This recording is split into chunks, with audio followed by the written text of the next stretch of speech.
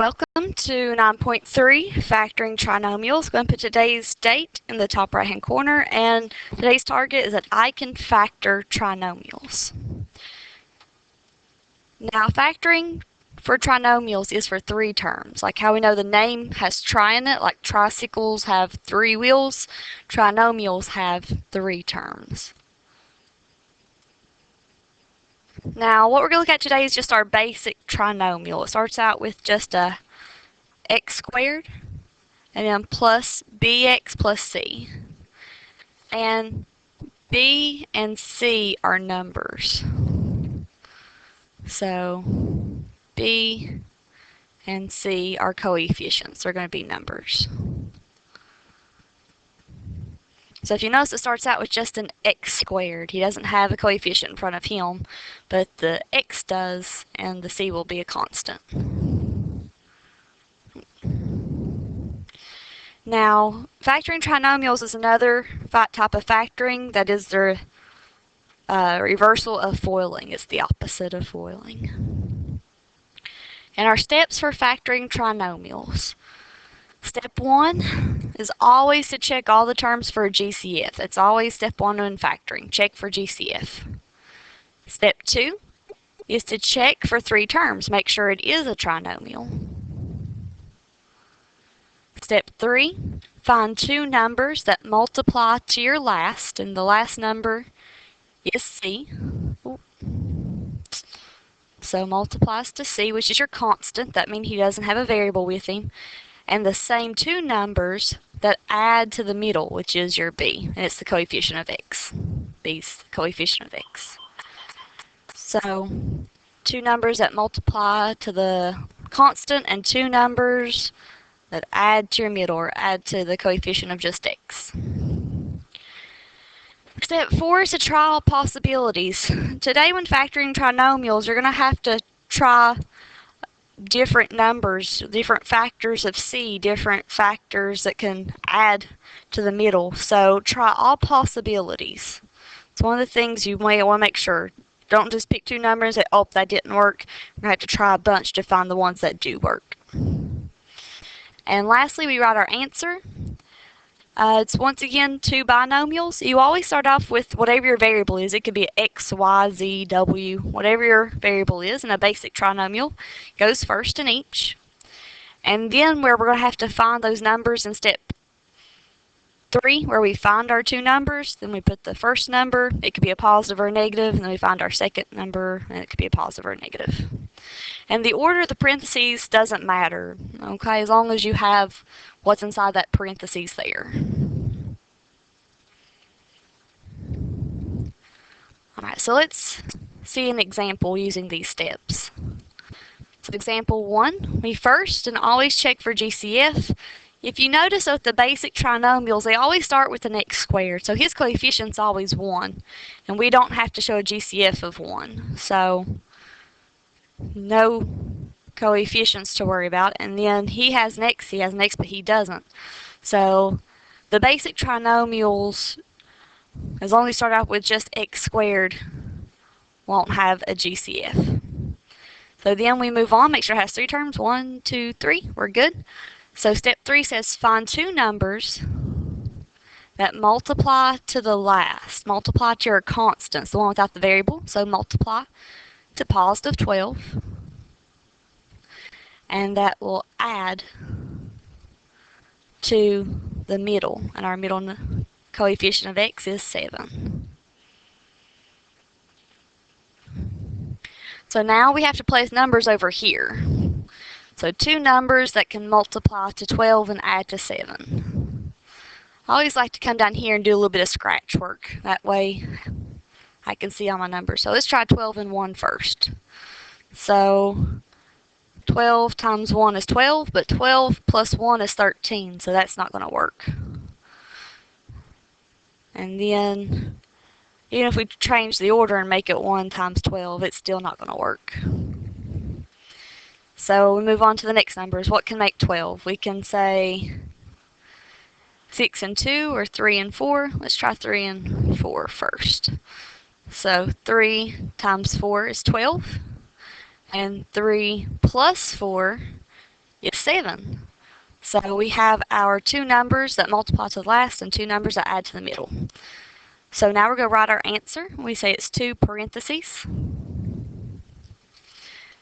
We say we have an x squared, so that means I have two x's. It's actually x times x, so I can put an x in each. So x and x.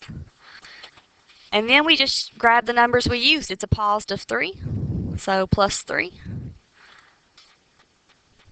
And it's a positive 4, so plus 4. Now, that's our answer. And same way, where's the reversal of the FOIL? To check it, we just FOIL it. So x plus 3 times x plus 4. Multiply our first, x times x is x squared.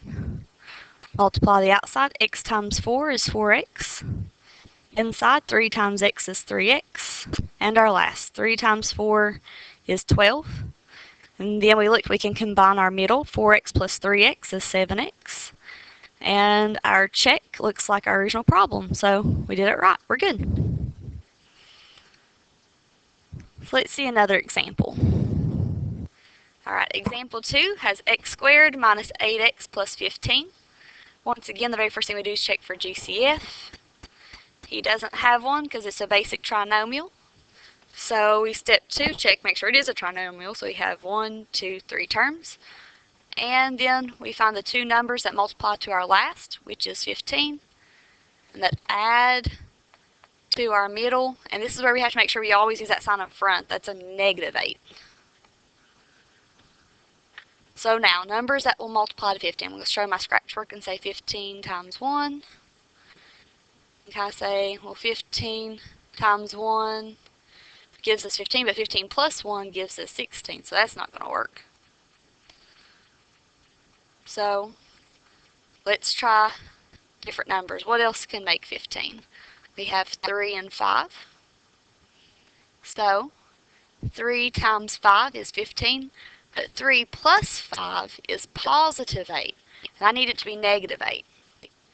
So what we do is we come back over to this multiplication step, and we know that when we're multiplying, same signs always give us a positive. So positive 3 times positive 5 gives us positive 15, but negative 3 times a negative 5 also gives us a positive 15. So we're going to have to make both our numbers negative. So over here we say negative 3 plus a negative 5 does give us a negative 8. So we have our two numbers that multiply to our last and add to our middle. So then we make our two parentheses. X squared, so that means I have two x's, so I put an x in front in each parenthesis. And now we use that sign in front, so if my number is a negative 3, it's going to be x minus 3. If my other number is a negative 5, that means my second parenthesis is going to have x minus 5. And we have that example done. Let's see another. Example 3 has x squared minus 2x minus 15. Once again, the very first thing we do is check for GCF. He doesn't have one. And then we say 3 terms, 1, 2, 3, means it's a trinomial. So we find two numbers that multiply to our last, which is a negative 15. And two numbers that add to the middle, which is negative 2. So multiply to the last, add to the middle. Now, to get a negative number, our signs have to be different. So that means I need to try like a negative 15 times 1. So negative 15 times 1 is negative 15, but negative 15 plus 1 is a negative 14, so that's not going to work. So we come back out and we say, what can make negative 15? Negative 5 and 3. So negative 5 times 3 is negative 15, and negative 5 plus 3 is negative 2. So we have our two numbers at work. So our trinomial breaks apart into two parentheses. X goes in front in each because x squared gives us 1 and 2 x's. Once again, we always use that sign in front. So if my first number is a negative 5, my first parentheses is going to say x minus 5. And our second number is a positive 3, so our second parentheses is going to have x plus 3. There we go. And one last example. we have 2x to the third minus 24x squared plus 64x. Step 1, check for GCF. And this one does have a GCF because 2 is my smallest number, and it's my leading coefficient, and 2 can go into 24 evenly. 2 can go into 64 evenly. And then we check them for variables. He has an x to the third, he has an x squared, he has an x. So I take out the lowest power, so just the x. So everybody here is going to get divided by our GCF of 2x. And GCF goes on the outside, 2x, and we divide. 2 divided by 2 is 1. I don't have to show it. X to the third divided by x to the first. Remember, we subtract our power, so 3 minus 1 gives us x squared. And then negative 24 divided by 2 is negative 12. X squared divided by x gives us just x. And 64 divided by 2 is 32. And x divided by x cancels. So now we look into our parenthesis.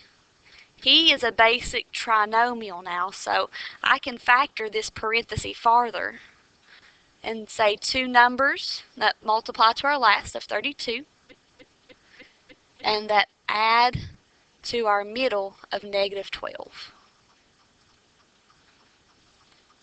So find two numbers that multiply to 32, 32 and 1, but over here if I try 32 and 1, it's going to give me 31, and I need a negative 12. So I find out two things. I need to make both these numbers negative for them to multiply to a positive and add to a negative, but 32 and 1 won't work. So then we say, what can make 32? A negative 8 and a negative 4. So we try it here. Negative 8 times a negative 4 gives us a positive 32, and negative 8 plus a negative 4 gives us a negative 12. So we have our two numbers. As always, we cannot forget to drop down our GCF. He has to stay on the outside. Then a trinomial breaks apart into two parentheses. X squared's in front, so I have two x's, so one goes in the front of each parenthesis. Then use the sign front, so if that's a negative 8, it's going to be x minus 8. And if that's a negative 4, it's going to be x minus 4. And that's our answer, and that finishes up for factoring trinomials.